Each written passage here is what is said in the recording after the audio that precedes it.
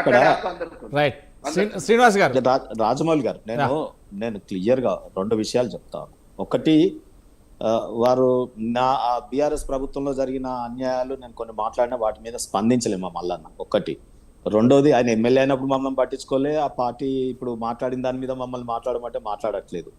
ఈ రోజు దొరుకుతున్నాడు గంట కానీ మాకు ఎమ్మెల్యే ఉన్నప్పుడు ఒక ఫోన్ చేస్తే కూడా ఆయన పలకలేదు. రెండోది, నేను ఏమంటున్నా, నన్ను దొరకింద బానిస అని చెప్పి TV9 లో నన్ను కొట్టనికే వచ్చిండు. దొర కులం పేరుతో వాళ్ళ కులంలో ఉన్న వాళ్ళందరూ అట్లుండరు అంటే కూడా నేనేమంటున్నా మల్లన్న, ఈ రోజు ఒక్కటి మీరు గుర్తుపెట్టుకోండి, కేసీఆర్ కుటుంబం వారి పదజాలం అన్ని కూడా ఒక దగ్గర పేరుద్దాం. కేసీఆర్ కుటుంబం దాడులన్నీ ఒక దగ్గర పేరుద్దాం. ఈ రాష్ట్రంలో గతంలో ఇంతకుముందు ఈ గడ్డ మీద అటువంటి దాడులు ఉన్నాయా? ఉన్నాయి. సాయుధ పోరాటాలు కూడా చూసినాం, కానీ ఎవరిని చేయాలనో వారిని ఆ రకంగా ఉన్నాయి తప్ప ఇటువంటి దాడులు అయితే లేవు.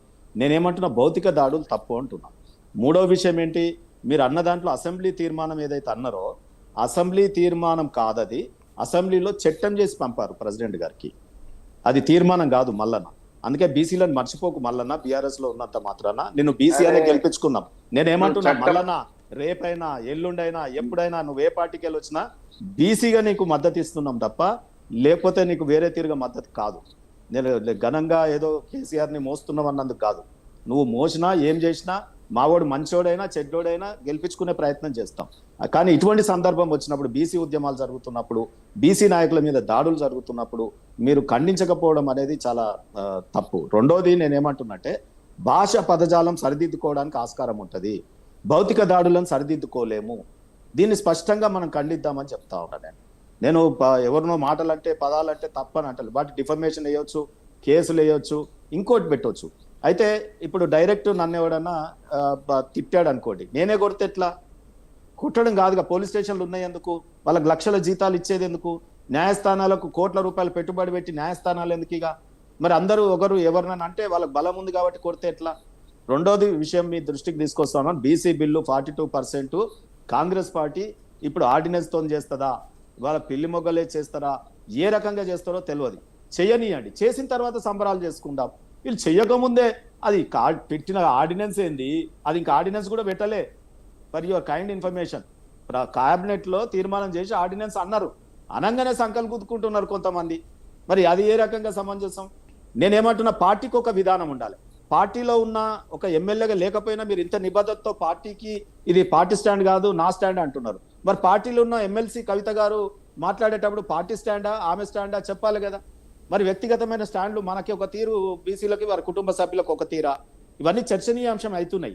నేను కూడా ఒక రకంగా చెప్తా ఉన్నాను, ఒక పార్టీలో ఉన్నటువంటి వాళ్ళు, ఇప్పుడు కేటీఆర్, హరీష్ రావు గారు, కేసీఆర్ గారు స్పందిస్తే అది పార్టీ, కవిత గారు మాట్లాడినా మీరు ఎవరు మాట్లాడినా అవి పార్టీ స్పందన కాదు అన్నట్టుగా వ్యవహారం ఉంది.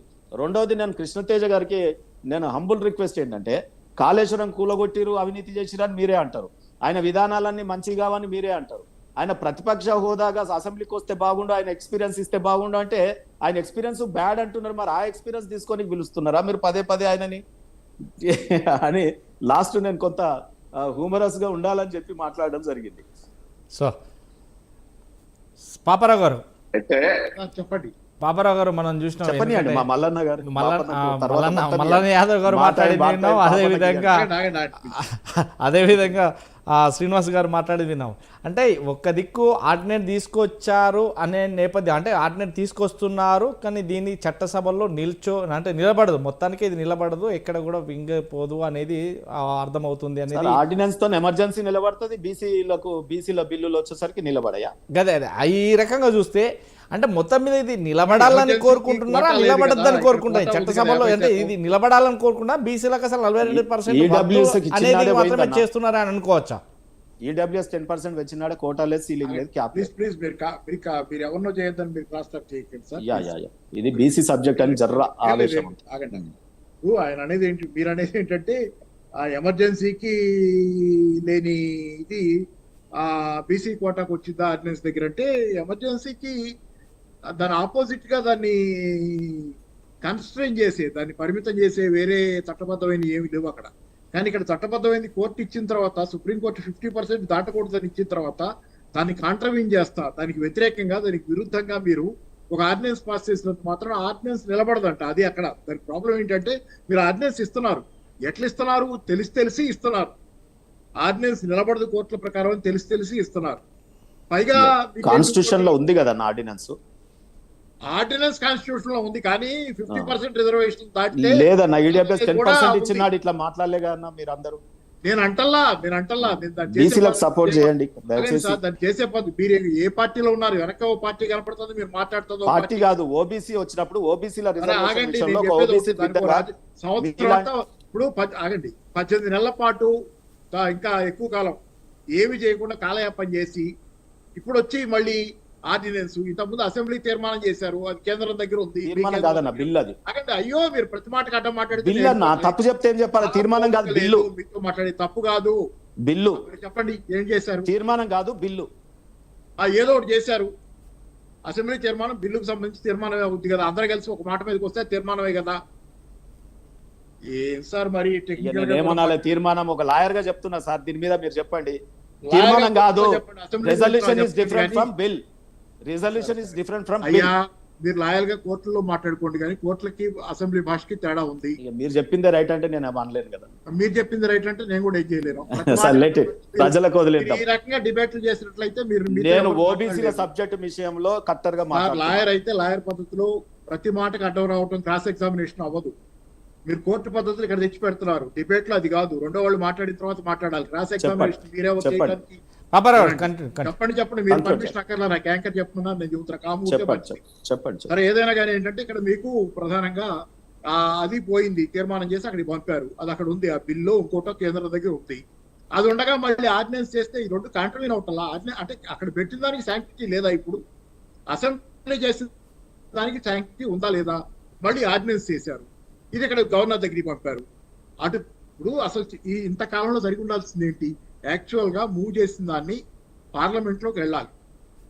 లోక్సభలో రాజ్యసభలో అది ఆమోదం పొంది, రాష్ట్రపతి ఆమోదం పొంది కనుక అది 9th షెడ్యూల్లోకి వెళ్తే రాజ్యాంగంలో దాన్ని కోర్టులకి ఆ పైన టచ్ చేయలేవు. అదంతా ప్రాసెస్ వదిలేసి ఆర్డినెన్స్ చేసాము, బిల్లు అక్కడ పెట్టి కూర్చున్నాం. మరి ఏమంటాం దీన్నంతా? ఏంటంటే ఇది మంచి పద్ధతి కాదు.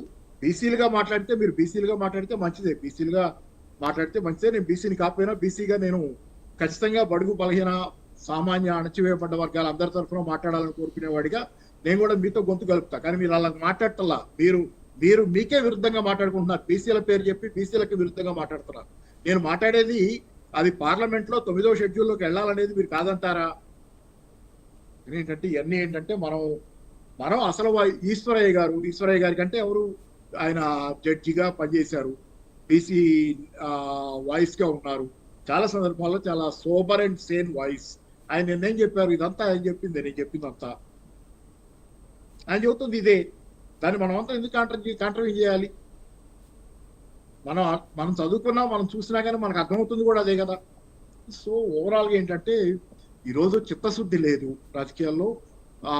బీసీలను తెచ్చి బీసీలకు 42% ఇచ్చి బీసీలు అధికారులకు, ఇక్కడ ఇంకో పాయింట్, బీసీలకి స్థానిక సంస్థల ఎన్నికల్లో ఇస్తే అంతటితో ఆగదనే భయం కూడా ఉందనేది ఉంటుంది. తర్వాత మున్సిపాలిటీ ఎలక్షన్లు, కార్పొరేషన్ ఎలక్షన్ ఉంటాయి, దానిలో కూడా ప్రశ్న వస్తుంది, ఇదే ప్రశ్న వస్తుంది, దానిలో రిజర్వేషన్ వద్దా అని. ఆ తర్వాత ఎడ్యుకేషన్ ప్లస్ జాబ్స్, వీటిల్లో ప్రశ్న వస్తుంది, దానిలో రిజర్వేషన్ మాట ఏంటని.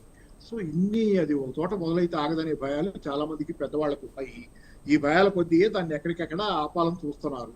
కానీ బీసీల కాలం బీసీలకు వచ్చింది, బీసీల టైం వచ్చింది. తెలంగాణలో మూవ్మెంట్ అయితే స్పష్టంగా కనపడుతుంది. బీసీలకైతే ఒక వాయిస్ వచ్చింది.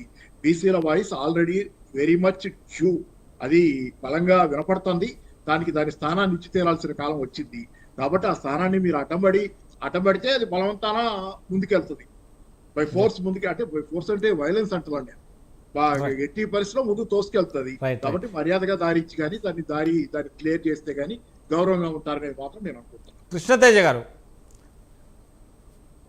గారు మనం ఇప్పటిదాకా విన్నాం, ముగ్గురు మా వాయిస్ కూడా విన్నాం. ఎందుకంటే ఆర్డినెన్స్ తీసుకొచ్చినా కానీ అది గవర్నర్ దగ్గరే ఉంటుంది, మళ్ళీ అది లీగల్గా ప్రొసీడ్ కాలేవు. ఎందుకంటే లీగల్గా దానికి కొన్ని అప్లికేషన్స్ ఉంటాయి. కానీ కేంద్రంతో కొట్లాడలేదు. ఎందుకు? కేంద్రంతో కొట్లాడితే అక్కడ 9వ షెడ్యూల్ కిందకి వస్తే అది ప్రతిబంగా గ్యారంటీగా ఉంటుండే. కానీ ఇప్పుడు ఆర్డినెన్స్ తెచ్చినా కానీ దాని మీద లీగల్గా కొంత ఇష్యూ జరుగుతుంది. ఎవరైనా కోర్టుకు వెళ్ళగలుగుతారు ఎవరైనా అనేది మాత్రం గతం. అంటే ఫస్ట్ ఆర్డినెన్స్ తెస్తున్నాం అన్నప్పటి నుంచి కూడా ఇదే వినబడుతుంది. అంటే దీన్ని ఎలా చూస్తారు?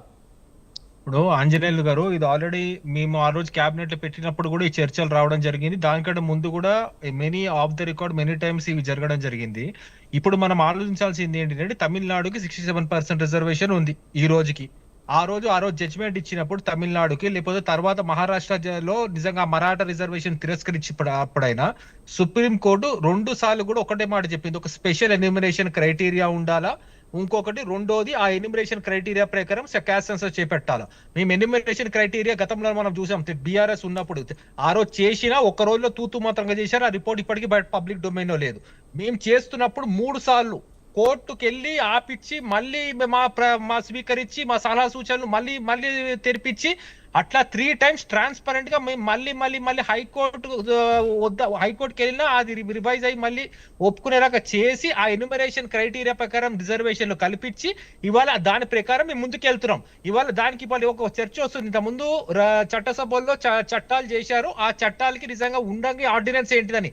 ఇవాళ మేము ఆ రోజు ఆ ఒక గణాంకాలు బయట లేవు, ఆ గణాంకాల మీద ఎవరికి నమ్మకం లేదనే కదా ఈ రోజు మనం కొత్తగా గణాంకాలు ఎన్యూమరేషన్ ప్రకారం ఒక గణాంకాలు బయట చేసుకుని ఆ ఎన్యూమరేషన్ క్రైటీరియా ప్రకారం గణాంకాలు మనం బయట పెట్టి దానికి అనుకూలంగా మనం చట్టం చేసి మళ్ళీ అట్లా కాకుండా ఇంకా వీళ్ళు ఆ చట్టం వచ్చేరాక కూడా లోకల్ బాడీకి వెళ్తాము మేము, ఆ లోకల్ బాడీ ఎలక్షన్స్ వస్తే ఏంటి రాజకీయాల గురించి చేస్తున్నారని చెప్పి వీళ్ళు విమర్శిస్తుంటేనే కదా ఆర్డినెన్స్ కూడా చేసింది. ఎందుకంటే మేము ఎక్కడ కూడా ట్రాన్స్పరెంట్ గా బీసీ సమాజం ఇచ్చిన మాట నిలబెట్టుకోవాలి, బడుగు బలిగిన వర్గాల తరపున నిలబడాలని చెప్పి మా ముఖ్యమంత్రి గారు చాలా కృతనిశ్చయంతో రాజకీయాలకు అతీతంగా వెళ్ళడం జరిగింది. ఇక కామారెడ్డి డిక్లరేషన్ గురించి మాట్లాడుతున్నారు, ఇంకో దాని గురించి మాట్లాడుతున్నారు తప్ప ప్రెసెంట్ ఇప్పుడు మనం ఒక చట్టం తెచ్చినాము, లీగలీ డెఫినెట్లీ నిలబడతాదా కాదా అనేది డిఫరెంట్ లీగల్ ఒపీనియన్స్ తీసుకుని మేము ముందుకెళ్తున్నాము. ఇప్పుడు కేంద్రం నిజంగా ఒక చట్టం యూనిఫామ్ గా వాళ్ళు ఒక చట్టం తీసుకొస్తే డెఫినెట్లీ కంట్రీ వైడ్ వాళ్ళు దానికి అనుకూలంగా మనకి ఎటువంటి legal problems down the line కూడా మన భావితరాలకు కూడా రావు. మళ్ళీ దానికి రేపు మేము పోరాటం చేయాల్సి వస్తే కేంద్రంతో బీఆర్ఎస్ మాతో కలిసి వస్తుందా రాదా అనేది మా స్ట్రేట్ క్వశ్చన్. దానికి ఇయ్యాలరాక కూడా రాజకీయాలు ఉంటాయి తప్ప స్ట్రేట్ ఆన్సర్ ఉండదు. ఇవన్నీ అందుకే కదా మేము ప్రతిపక్ష నాయకుడు చట్టసభలోకి రమ్మంటున్నాం. జాతి పిత అని చెప్పుకుంటే కాదు, తెలంగాణ జాతికి నువ్వు చేసింది ఏంటిది? ఎందుకంటే మొన్నటి అపోజిషన్ కూడా ఒక డిసైడ్ చేసిన వ్యక్తి ఇవాళ వాళ్ళ పార్టీ మనుగడే పవర్ నుంచి ప్రిజన్ కి వెళ్ళేలాగా వచ్చింది వాళ్ళ పార్టీ. ఇంకా వాళ్ళ గురించి అందుకే కదా పబ్లిక్ ముందు బహిరంగంగా వాళ్ళ డ్రామాలు బయట పెడతాం, తెలంగాణ సమాజాన్ని సంఘటితం చేద్దాం, బీసీ సమాజాన్ని సంఘటితం చేద్దాం.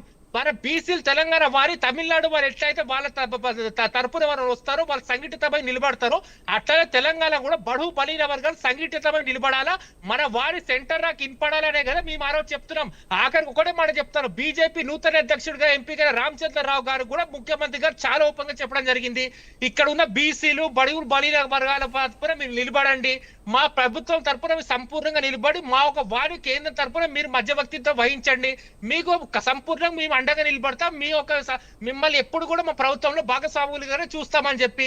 ఎందుకంటే పార్టీలకు అతీతంగా మేము ఒక డిసిషన్ తీసుకున్నాం, రాజకీయాల గురించి కాదు ఆంజనేయులు గారు. ఇది ఎవరు అవునన్నా కాదన్నా ఇది నిజంగా మెచ్చుకోవాల్సింది. ఎందుకంటే ఇవాళ ఏది జరిగినా కూడా ఒక ట్రాన్స్పరెంట్ మెకానిజం లో జరుగుతుంది. ఆఖరి ప్రతిపక్షాలు కూడా విమర్శిస్తున్నాయి. ఇవాళ ఇంత భారీ ఎత్తున చర్చ జరుగుతుంది. ఈవెన్ మేధావులు ఇంటెలెక్చువల్స్ దగ్గర కూడా, అంటే అది ఈ రోజు కాంగ్రెస్ ప్రభుత్వం ఈ తెలంగాణ సమాజంలో తెలంగాణ ఏర్పడిన తర్వాత మొట్టమొదటిసారి జరుగుతుంది తప్ప గతంలో జరిగినా కూడా ఒక దానికి అర్థం ఉండదు పర్థం ఉండదు. ఎందుకంటే డేటా పబ్లిక్ డొమైన్ ఉండదు. ఇదే నేను చివరిగా ఒక చెప్తున్నానండి. ఇక ఆఖరికి వాళ్ళు బీఆర్ఎస్ వాళ్ళు సమాధానం చెప్పే టైం వచ్చింది కాబట్టి వాళ్ళు ఆ రోజు కూర్చొని మాట్లాడుకుంటారు, ఎందుకంటే వాళ్ళ భవిష్యత్తు పైన. రైట్.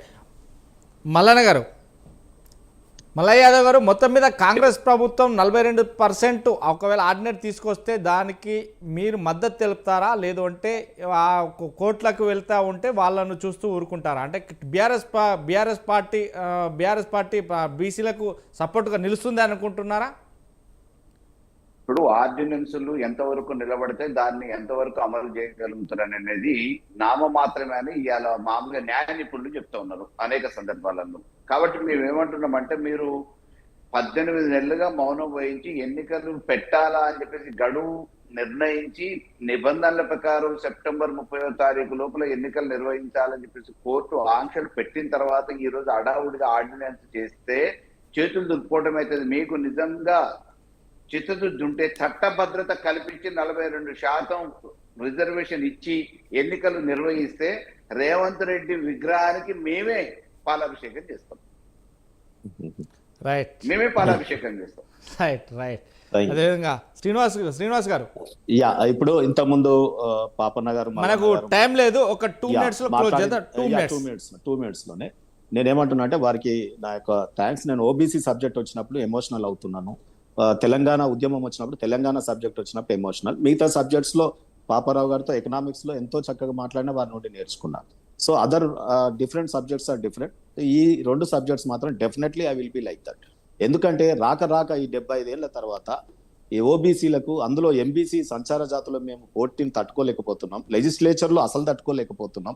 ఆ అవకాశాలు కనీసం ఈ రిజర్వేషన్ ద్వారా వస్తే కొంత ఇదవుతుంది అని చెప్పి మాలాంటి వాళ్ళం చాలా, అసలు రాజకీయాలలో ఎంత తనలాడినా మమ్మల్ని చేసిన వాళ్ళు లేరు. ఎంత మమ్మల్ని అంటే గతంలో నాయకుడు రేర్ కమ్యూనిటీ, నువ్వు ఎలక్షన్ లో గెలవలేవు, నీకు ఎమ్మెల్సీ ఇస్తా అని చెప్పినారు.